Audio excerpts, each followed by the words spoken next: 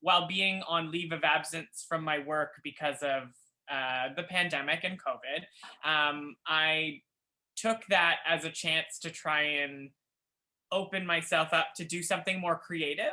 And I mean, I started doing TikTok more of like an avenue for performance. So I would do like little songs and duets and stuff. But at that point, TikTok had already moved on from kind of what it was as Musically, where it was more about the like music and the duets and that kind of thing, and moved on to more of a platform about like the random videos that it kind of has become now.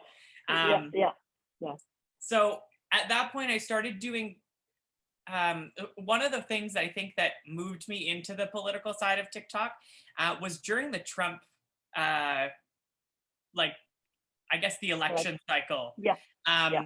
There was a point where a bunch of the Trump supporters started using, it's from the Hunger Games, but there's this song that she sings about the hanging tree.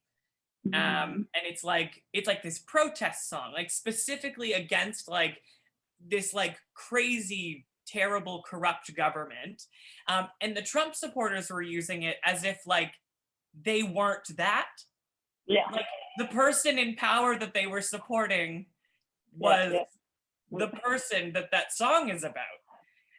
So I did a video calling it out, and then asking people to join in like a chain of people singing. And so that kind of hit like a viral edge. And so because of that, I started doing videos that kind of talked about,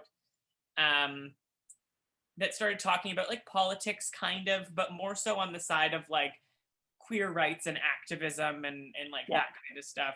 And I think that like the way that I hit my stride was trying to hit like an audience that still wants to learn that stuff and still wants to be interested in it, but wants a little bit of like lightheartedness so that they can get through it. Like, I think that sometimes it's difficult to hit like the hard hitting activism on TikTok.